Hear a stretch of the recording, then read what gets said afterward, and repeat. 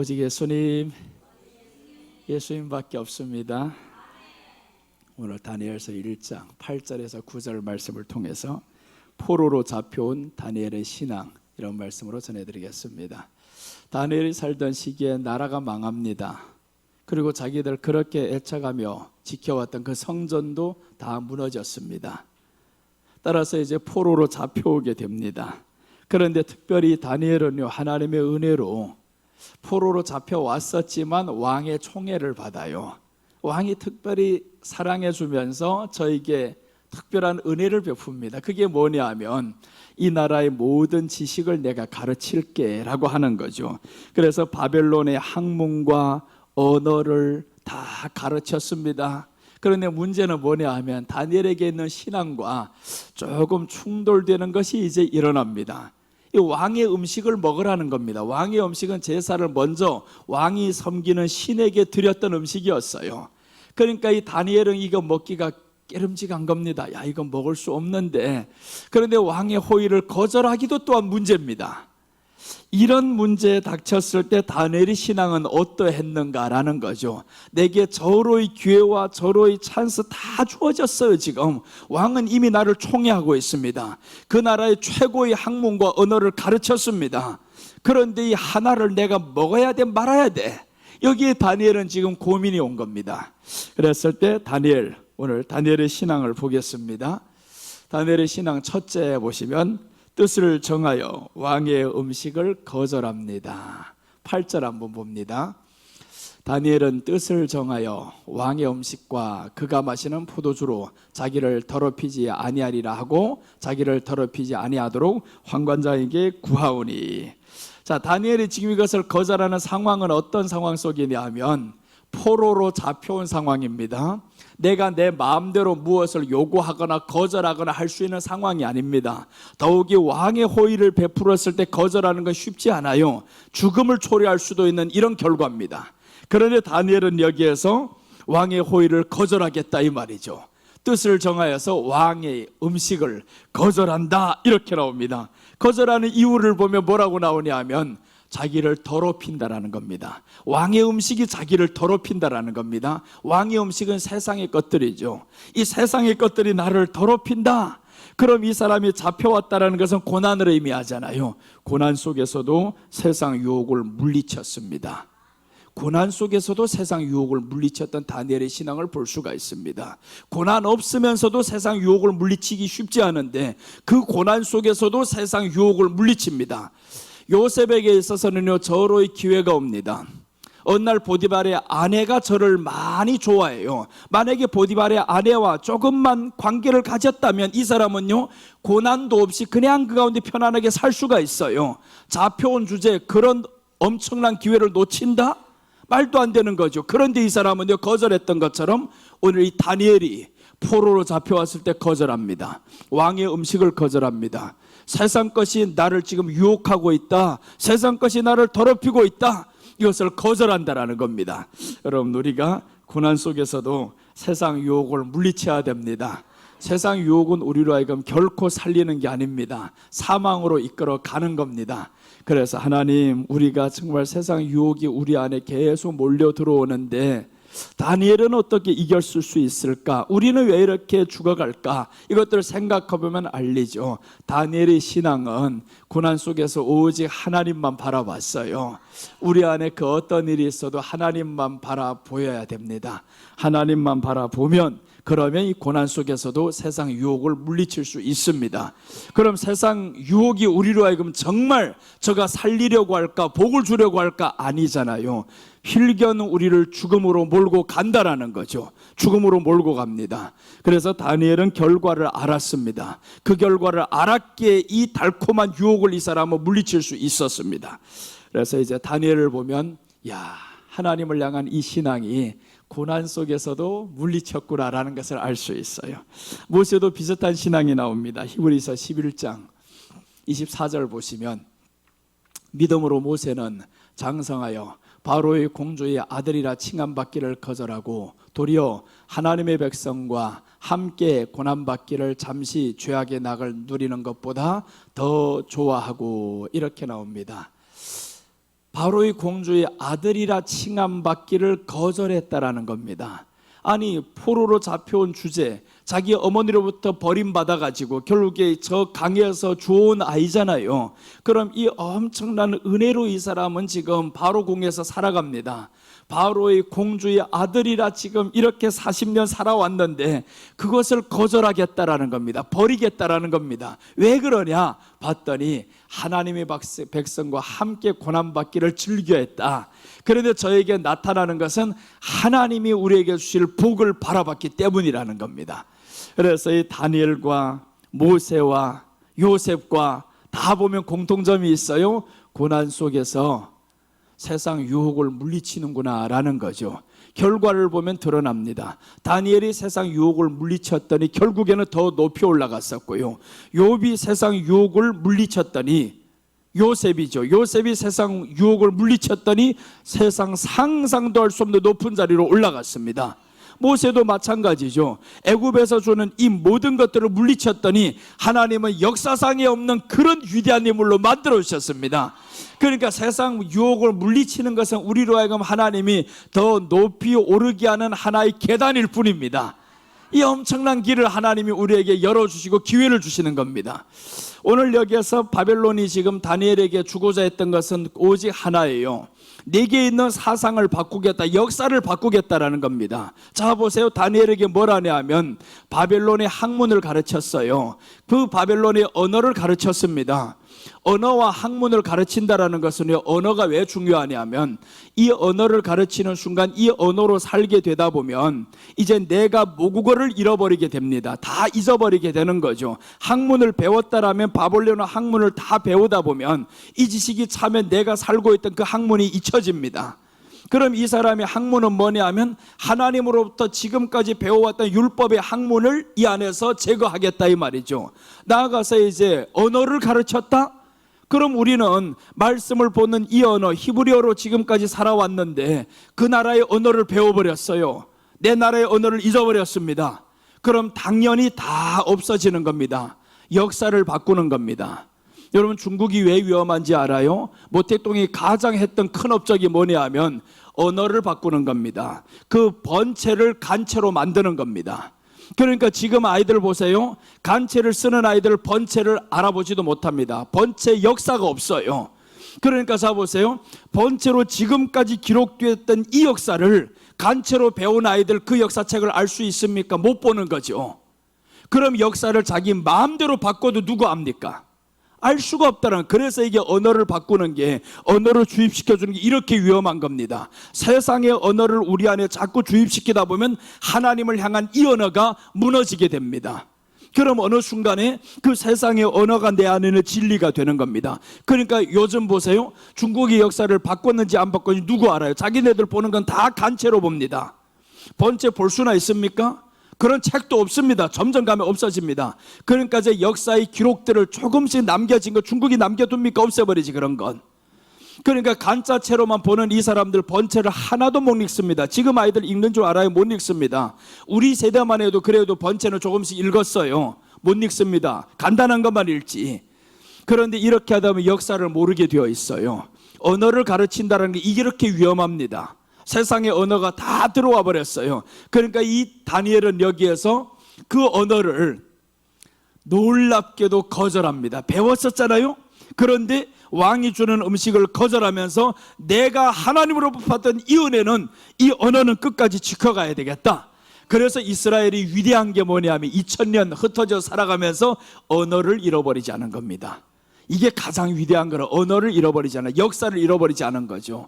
우리가 하나님을 향한 이 언어, 성경에서 나오는 이 언어를 잊어버리지 말아야 된다는 겁니다. 세상 것을 자꾸 보다 보면 하나님을 향한 이 언어가 우리에게 사라지게 됩니다. 성경에 대한 이 내용이 점점 어렵게 느껴집니다. 근데 사실 성경이 어렵지 않거든요. 왜 어렵냐 하면 그 언어에 익숙하지 않아서 그래요. 그 언어에 쓰는 표현과 나아가서 그 나라의 학문과 이런 것들 익숙하지 않고 사람들 말하죠. 그게 이스라엘 문화지, 이스라엘에서 주는 학문이지 어떻게 우리 언어냐고, 어떻게 우리 학문이냐고. 아닙니다. 하나님은 그냥 이 이스라엘을 배경으로 들었을 뿐이지 그 배경을 통해서 온 세상 사람들을 알아라는 겁니다. 이스라엘 위주로 쓴 게 아닙니다. 하나님은 자기 백성들 위주로 쓴 겁니다. 이스라엘을 들어서 그냥 하나의 예로 들었을 뿐입니다. 이스라엘이 지구상에서 하나님 앞에 가장 존귀하다 아닙니다. 그 이스라엘은 하나님의 백성을 대표하는 거예요. 하나님을 자기의 아버지라고 부르는 사람들 다 이스라엘입니다. 그래서 하나님 앞에서 그 언어와 학문을 배웠다라는 거죠. 하나님은 그래서 아담에게 가장 먼저 가르치는 것이 에덴 동산에서의 언어입니다. 에덴 동산에서의 언어와 에덴 동산에서의 학문과 이런 것들을 가르쳐주면서 모든 짐승들 다 데려오게 만들고, 그래서 아담이 첫째 했던 것이 이름을 져주잖아요. 이름을 져주는 대로 되었더라라고 하죠. 그런데 다니엘이 지금 바벨론에 와서 이름이 바뀝니다. 다니엘이라는 벨드사살이라 이렇게 말합니다. 이름 바꿔준다라는 겁니다. 그래서 우리가 지금 이 땅에 살아가면서 우리에게 주어진 그 이름은 하늘나라에 주신 그 이름 성도라는 이름을 가지고 우리는 살아가야 됩니다. 성도라는 이름을 잊지 말아야 됩니다. 세상은 이걸 바꾸기를 원하는 거예요. 뭔 성도야, 교회 왔다 갔다 하면 되지. 그러니까 하나님에 대한 이 지식은 몰라도 된다를, 교회는 몰라도 됩니다. 그런데 성도는 알아야 됩니다. 이 나라 국민이라면 이 나라에서 주는 이 법을 알아야 되고요, 지식을 알아야 된단 말이에요. 그래서 귀화 시험 보는 사람들 왜 그렇게 시험을 어렵게 보냐고요. 그 지식이 들어와야 되잖아요. 그 기본적인 지식이 들어와야 국민 되는 자격이 있지. 그런 것처럼 우리가 하나님의 백성 된 자격은요, 그 나라의 지식입니다. 그래서 오늘 이 사람은 고난 속에서도 세상 유혹을 물리칠 수 있었던 것은 자기에게 그 지식이 있었던 겁니다. 나는 세상이 주는, 바벨론이 주는 그 지식을 통해서 내 안에 있는 지식을 없애지 않겠다라는 겁니다. 그래서 언어를 바꾸는 게 이렇게 위험합니다. 아이들 영어 배우면 물론 좋죠. 중국어 배우면 물론 좋고 일어 배우면 물론 좋죠. 그런데 배우다 자기 나라 언어를 다 잊어버리면 뭐합니까? 어느 날 보니까 3대 4대 내려가 보니까 네가 중국인인지 일본인인지 미국인인지 모르게 되어버렸어요. 얼굴은 한국인처럼 생겼는데 말하는 거 보니까 일본인 같기도 하고 중국 사람 같기도 하고 모르겠다 이 말이죠. 그게 언어를 잃어버린 민족이 됩니다. 그래서 성경에서 위대한 인물들 보니까 언어를 잃어버리지 않았더라는 겁니다. 여러분, 우리 안에 그 언어는 신앙의 언어가 돼야 됩니다. 하나님을 향한 이 언어가 우리 안에서 항상 붙어 있어야 됩니다. 그래서 오늘 믿음, 신앙에 유익하지 않은 것은 거절하는 겁니다. 내 안에 신앙에 유익하지 않아요? 그럼 거절할 줄도 알고, 믿음은 나의 육신의 소원을 이루는 것이 아닙니다. 신앙에 유익하지 않은 것을 거절하고요, 하나님 앞에 유익한 것을 향해 쟁취해 가고요. 이게 지금 신앙이라는 거죠. 믿음이라는 거죠. 자, 미가서 7장 7절 보시면 오직 나는 여호와를 우러러보며 나를 구원하시는 하나님을 바라보다니 나의 하나님이 나에게 귀를 기울이시리로다. 환난 중에 하는 말씀입니다. 미가서 이 나홈 다윗 때문에 이스라엘이 가장 큰 환난에 직면했을 때입니다. 나라가 망할 위기에 있을 때, 이럴 때 지금 저들이 바라봐야 될 것은 오직 하나님이다라고 하잖아요. 오직 나는 여호와를 우러러 바라보며 나를 구원하신 하나님을 바라보나니 나의 하나님이 나에게 귀를 기울이시리로다. 하나님만 바라보는 신앙이었습니다. 하나님만 바라보았을 때 하나님이 건지시잖아요. 바벨론의 포로로 잡혀가서도 70년이 차니까 하나님이 돌아오게 만들잖아요. 그러니 하나님이 그때 갈 때 조건이 있습니다. 너 애굽으로는 가지 말라. 바벨론에 들어가서 포로로 살아라는 겁니다. 너 그대로 살아라. 제발 애굽으로는 가지 마. 그런데 사람들 그때 몰랐어요. 바벨론은 좀 흉악하거든요. 너무 바벨론은 잔인합니다. 그러니까 사람들 바벨론으로 가는 게 너무 무서워요. 그럴 바에는 애굽으로 가겠다 이 말이죠. 애굽은 보니까 잔인하지는 않아요. 그러니까 사람들이 애굽으로 다 가려고 합니다. 정말 바벨론 보니까 잔인하잖아요. 포로로 잡혀왔는데 그 자기가 세운 금신상에 절하지 않는다고 평소보다 그 풀무불을 7배나 더 뜨겁게 만들고, 얼마나 잔인합니까? 그 자기들 바라보는 대로 진짜로 바벨론이 잔인한 거예요. 세상에 금신상에게 절하지 않는다고 해가지고 사자를 굶겨놓고 사람을 그 안에 쳐넣는다라는 겁니다. 이런 잔인함이 바벨론에 있습니다. 근데 왜 하나님이 이런 잔인한 가운데서 쳐넣겠냐고요?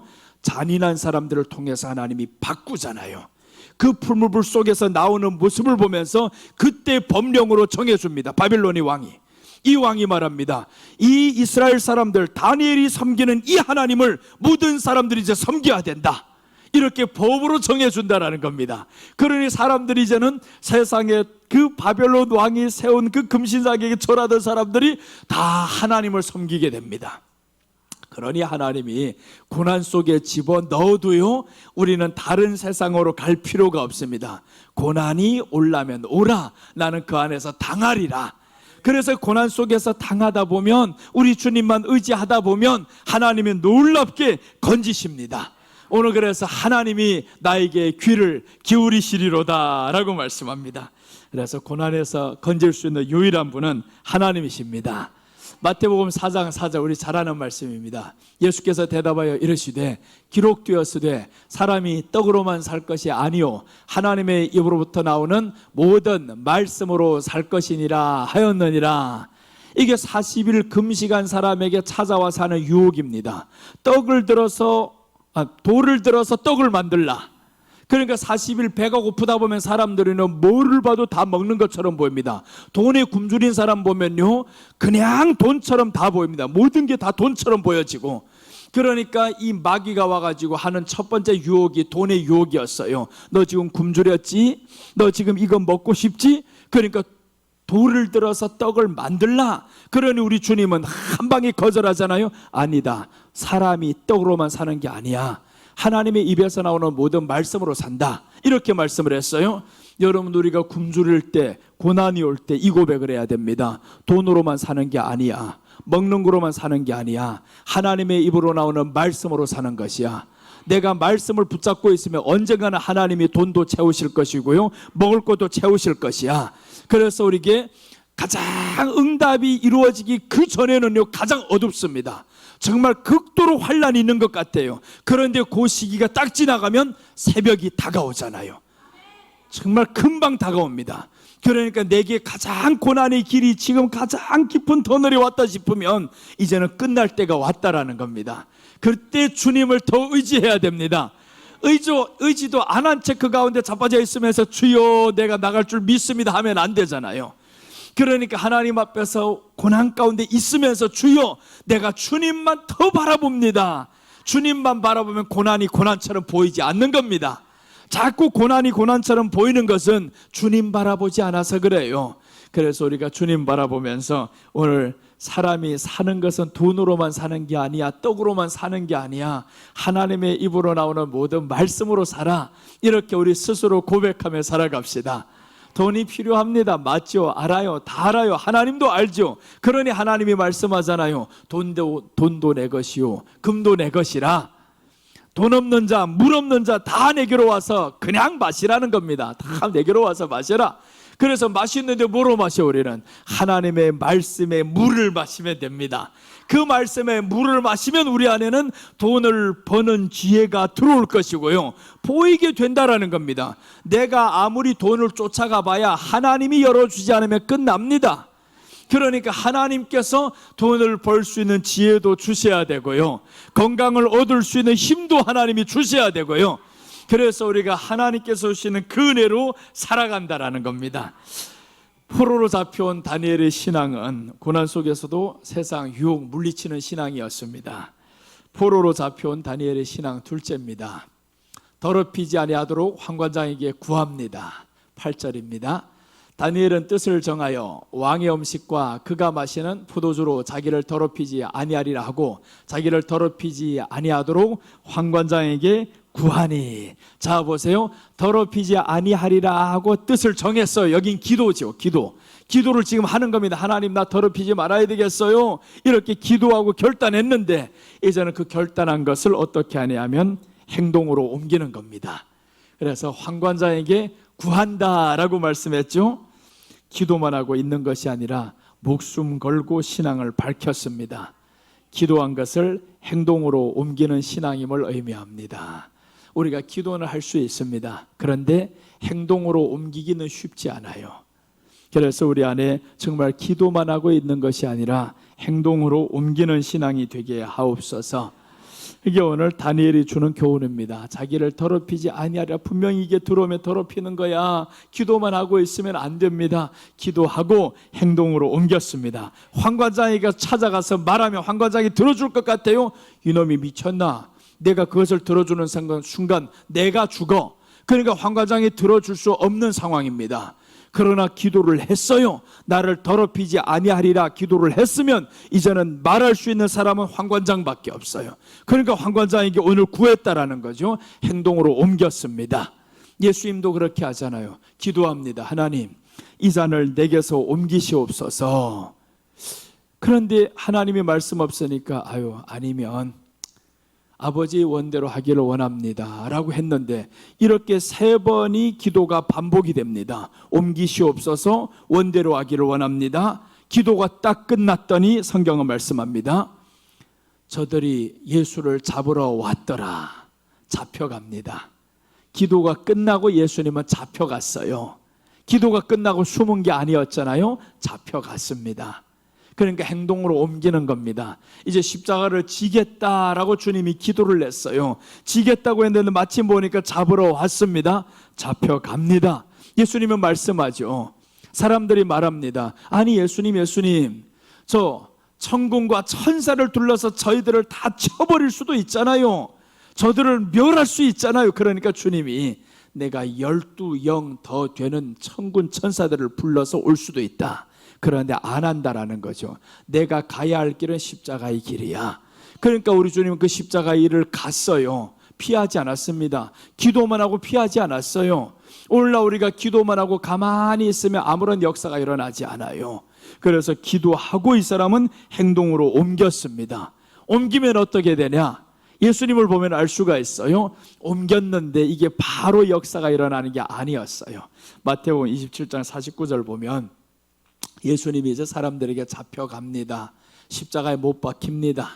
그랬더니 사람들이 뭐라 하나 보세요. 그 남은 사람들이 이르되 가만두라.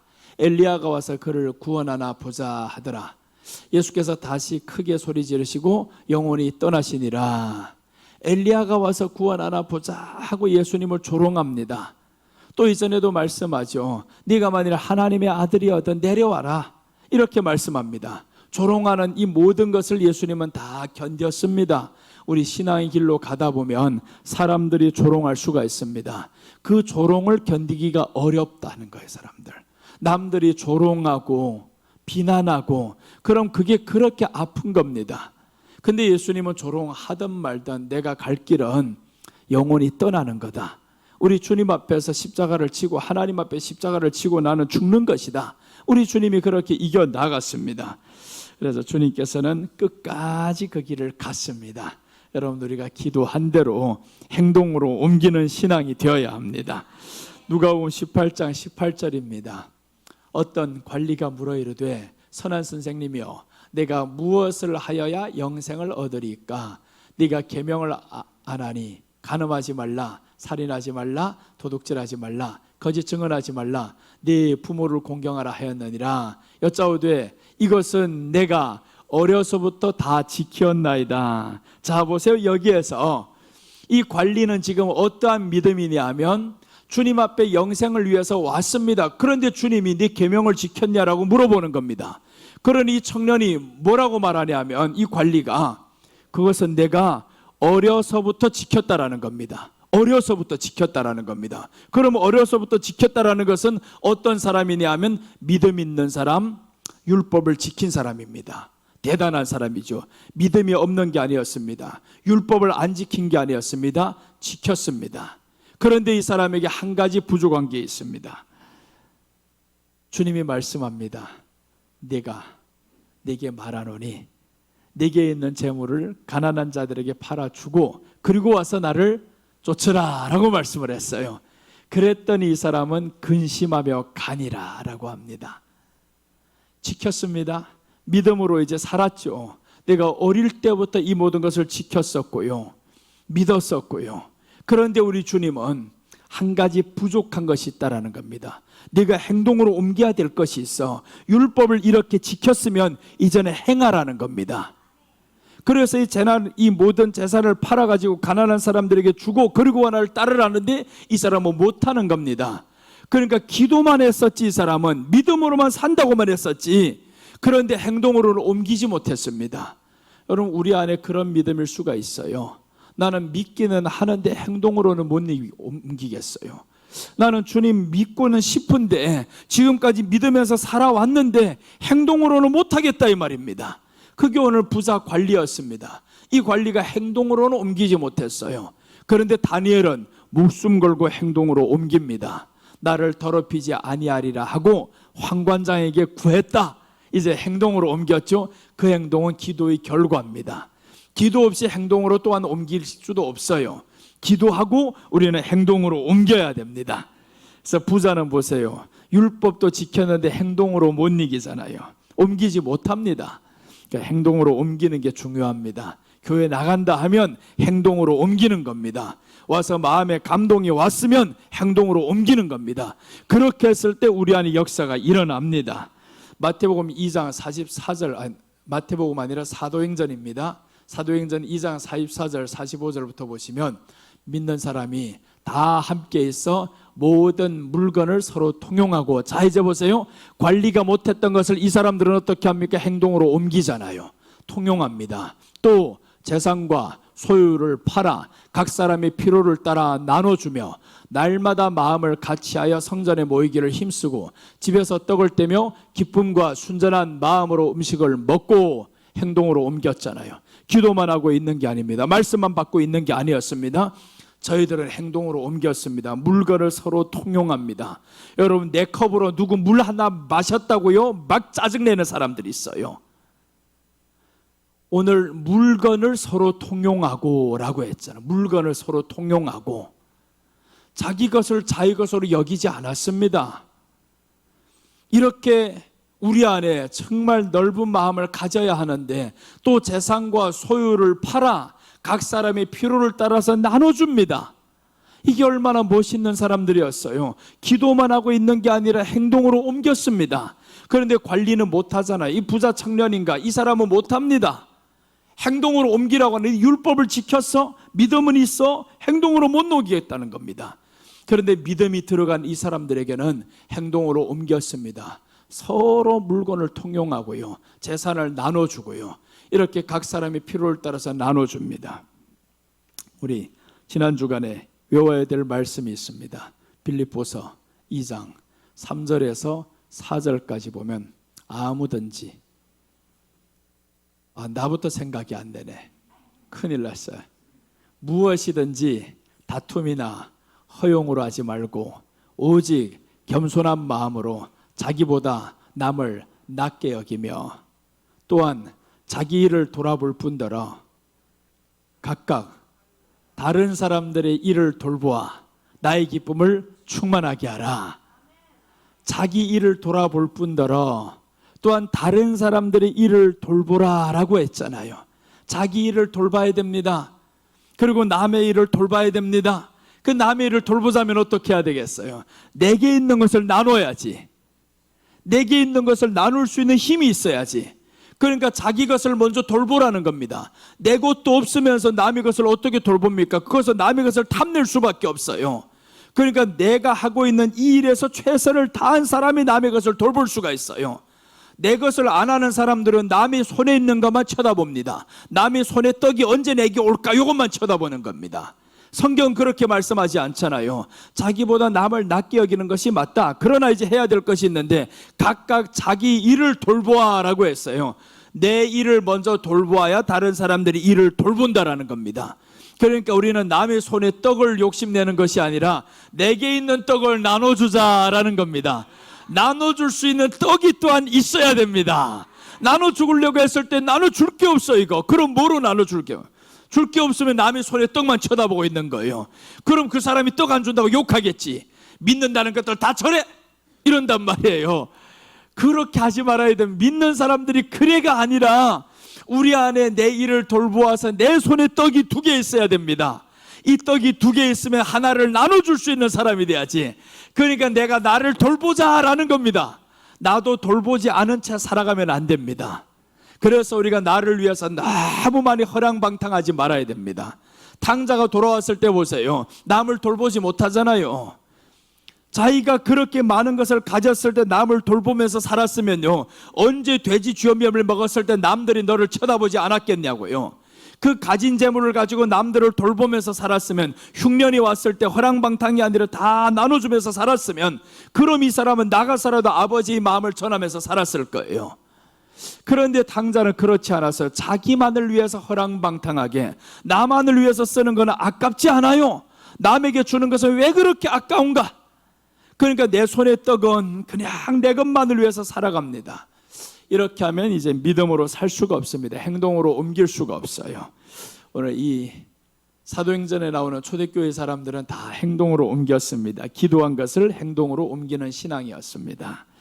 자, 오늘 다니엘의 신앙 셋째를 보겠습니다. 포로로 잡혀온 다니엘의 신앙입니다. 뜻을 정하여 왕의 음식을 거절했죠. 고난 속에서도 세상 유혹을 물리치는 신앙이었습니다. 둘째는 더럽히지 아니하도록 환관장에게 구했습니다. 기도한 것을 행동으로 옮기는 신앙이었습니다. 포로로 잡혀온 다니엘의 신앙 셋째입니다. 셋째는 환관장에게 은혜와 긍휼을 얻게 하십니다. 자, 9절 이렇게 말씀합니다. 하나님이 다니엘로 하여금 환관장에게 은혜와 긍휼을 얻게 하신지라. 이 결과죠. 왕의 음식을 거절한 결과, 세상의 유혹을 물리친 결과, 기도한 대로 행동으로 옮긴 결과, 하나님은 은혜를 얻게 하셨는데 기이한 도우심으로 살게 합니다. 여러분, 우리에게 하나님의 은혜가 어떻게 오냐면 기이한 도우심으로 살게 하는 거예요. 정말 내가 상상할 수 없는 그 은혜를, 그 기이한 일들이 내게 일어나게 만든다라는 겁니다. 사람들은요, 하나님의 은혜가 그냥 하늘에서 떨어지는 줄로 알고 있어요. 아닙니다. 그 은혜는 환관장을 통해서 옵니다. 나를 죽이고자 했던 그 사람을 통해서 오는 거예요. 나를 해치고자 했던 그 사람을 통해서 내게 도움이 옵니다. 그러니까 내가 하나님께 이 은혜를 구하는 겁니다. 하나님, 정말 이 말씀으로 살기를 원하고 세상 유혹 물리쳤습니다. 환관장에게 구했습니다. 그랬더니 나를 죽이려 했던 그 환관장이 입에서 은혜를 얻게 하신지라 라고 나오죠. 기이한 도우심으로 살게 합니다. 상상할 수 없는 일이 이루어졌습니다. 그러니까 우리가 유혹을 물리치고 기도하고 행동으로 옮긴 결과 하나님께서 기이한 도움으로 살게 합니다. 정말 우리 주님 앞에서 이렇게 기이한 도움으로 살아가는 한 해의 마무리가 돼야 됩니다. 벌써 이제는 6월달이 되어 왔잖아요. 참 빨리 갑니다. 지금까지 하나님의 기이한 도우심으로 살았습니다. 물론 이제 고난 속에서 그 길을 지나가는 사람들은 하나님, 이제 내가 기도한 대로 행동으로 옮기겠습니다. 그럼 하나님은 기이한 도우심이 오게 만듭니다. 시편 9편 9절 한번 봅니다. 시편 9편 9절 보시면, 여호와는 압제를 당하는 자의 요새이시오 환난 때의 요새이시라. 여호와여, 주의 이름을 아는 자는 주를 의지하오리니 이는 주를 찾는 자들을 버리지 아니하심이니이다. 압제를 당하는 자들의 요새시니이다. 주의 이름을 아는 자들을 또한 주님이 버리지 아니하시리이다 라고 했습니다. 주의 이름을 알면 어떡하겠어? 주님을 찾죠. 그래서 오늘 말씀이 그런 겁니다. 우리가 주님의 이름을 알면 주님을 찾게 되어 있고요, 주님의 이름을 모르면 주님을 찾지 않습니다. 내가 주님을 찾지 않는다? 주님의 이름을 모르는 겁니다. 내가 주님을 찾고 싶다? 주님의 이름을 아는 겁니다. 그래서 이 안에 주님의 이름을 아는 사람은 점점 찾고 싶고요, 찾으면 하나님이 점점 기이한 도우심을 하나님이 주십니다. 그런데 하나님이 오래 찾으면 주님 아닙니다. 한 번이라도 찾으면 하나님이 기이한 도우심을 주십니다. 자, 이제 우리 한번 성경 어디를 보냐면 우시야, 아마샤의 아들입니다. 이 아마샤는 하나님 앞에서 선하게 살았던 사람. 그런데 우시야가 왕이 되고 나서 너무 그렇게 선하게 살지는 않았어요. 하나님 앞에서 이 사람이 믿음으로 살다가 마지막에 이제 이 사람이 범죄를 하는데, 이 사람 보면 이런 하나님의 은혜로 살아갑니다. 역대하 26장 15절 보시면, 또 예루살렘에서 재주 있는 사람들에게 무기를 고안하게 하여 망대와 성곽 위에 두어 화살과 큰 돌을 쏘고 던지게 하였으니 그의 이름이 널리 퍼짐은 기이한 도우심을 얻어 강성하여 짐이었더라. 우시야가 큰 일을 한 게 아닙니다. 이 사람의 애호는요, 농사 짓는 일이었습니다. 왕인데 농사 짓는 일이 저희 애호다라는 거죠. 그러니까 이 사람은 다른 사람이 취미와 좀 달라요. 뭐 세상 성을 건축하고 이런 취미가 아니라 농사 짓는 일이었더라. 이 겸손한 사람이었습니다. 이렇게 하나님 앞에서 겸손하게 살아가다 보니까 하나님은 저에게 기이한 도우심을 얻어 강성하여 짐이었더라 라고 했습니다. 그러니까 우리가 하나님 앞에서는 정말 주님 바라보며 그 지식이 채워지면 하나님은 기이한 도우심으로 살게 만듭니다. 우리 금년 안에 마무리하면서 다 이제 하나님의 기이한 도우심으로 살아갑시다. 기이한 도우심으로 살아가는 사람들은 위를 바라보며 살게 되어 있어요. 자, 이제 또 한 사람 기이한 도우심을 받은 사람이 있습니다. 창세기 32장 1절 보시면 야곱이 길을 가는데 하나님의 사자들이 그를 만난지라. 야곱이 그들을 볼 때 이르기를 이는 하나님의 군대라 하고 그 땅 이름을 마하나임이라 하였더라. 야곱이 길을 가는데 이 길은 어떤 길이냐면 형 에서에게로 돌아가는 길입니다. 형 에서에게로 돌아가는 길은 죽음의 길일 수도 있어요. 그 형이 300명, 400명 거느리고 나를 죽이려고 오는 그런 길인데, 그런데 이 사람은 거기를 갈 때 하나님이 저에게 보여주신 일이 있는데 하나님의 사자, 군대가 나타나 버렸어요. 이 군대가 저를 보여주는 겁니다. 내가 네가 가는 길에 있어서 이렇게 보호하리라. 그런데 군대가요, 잠시 보이다가 가다 보니까 보이지 않아요. 왜 안 보였냐면 환경이 더 커 보였던 거예요. 에서가 더 커 보였던 겁니다. 우리 안에 믿음이 그렇습니다. 하나님의 사자가, 내가 믿음이 있을 때는 확 사자가 보이는데 환경 앞에 서 보니까 하나님의 사자가 보이지 않아요. 하나님의 기이한 도움이 분명히 있는데 네게 도움이 있어, 내가 너를 도와줄게, 이렇게 해서 하나님의 사자가 나타났는데, 그런데 그 사람을 생각하다 보니까 이게 보이지 않습니다. 이게 믿음입니다. 믿음은요, 우리가 흔들리지 말고 견고하게 가야 됩니다. 있었다 없었다 있었다 없었다 하면 나만 피곤해요. 그래서 믿음은 흔들리지 말아야 된다. 주님이 말씀했잖아요. 우리 지난 시간에 돌아보는 것은 믿음이 아니다. 제자의 길은 나를 따라오는 것이다. 뒤를 돌아보는 게 아닙니다. 망설이고 다음으로 미루는 게 아닙니다. 믿음으로라는 것은 끝까지 한 길 바라보면서 가는 거예요. 하나님이 나를 그곳으로 가라고 했다면 나는 갈 것이야. 그렇게 해서 이 사람이 결국에 에서를 향해서 나가다가 안 되니까 또다시 기도합니다. 나타난다. 그 군대는 하나도 생각합니다. 그것을 생각 안 하니까 환도뼈가 부러지잖아요. 그 환도뼈가 부러지고 나니까 그때 이제 하나님이 여기에 계신 것 알고 그 다음에 다리가 쩔뚝쩔뚝하면서 형에게 나아가니까 물론 자기가 겸손해졌지. 형에게 무릎 꿇고 이 모든 것이 다 상황이 바뀌게 됩니다. 하나님은 그렇게 안 했어도 네가 나만 믿고 가면 될 건데, 근데 흔들리는 게 사람입니다. 환경 앞에서 우리가 잠깐만 흔들리시고 빨리 견고하게 서시기를 바랍니다. 오래오래 환경 앞에 주저앉으면 안 됩니다. 그 환경 앞에 섰을 때 야곱은 또다시 기도하는 겁니다. 또다시 기도했더니 하나님과 씨름하잖아요. 씨름해서 하나님은 네가 나를 이겼다라고 합니다. 우리가 기도하면 하나님은 네가 나를 이겼다라고 합니다. 내가 너를 도와주겠다라는 거죠. 그래서 오늘 다니엘의 신앙은 이렇게 기이한 도우심으로 나아가는데, 여기에는 두 가지 비결이 있었습니다. 바로 뜻을 정하여서 왕의 음식을 거절했다라는 겁니다. 믿음으로 살던 이 사람은 고난 속에서 세상 유혹을 물리치는 신앙이었습니다. 더럽히지 아니하도록 환관장기에 구했다라는 것은 기도하고 현실로 옮겼습니다. 행동으로 옮겼습니다. 그랬더니 하나님이 은혜를 입게 주시는데 사람으로부터 은혜를 받게 만들어요. 은혜는 그냥 떨어지는 게 아닙니다. 사람으로부터 은혜를 받게 만들어요. 그래서 기이한 도우심으로 하나님이 살게 만들어 주십니다. 기도하겠습니다.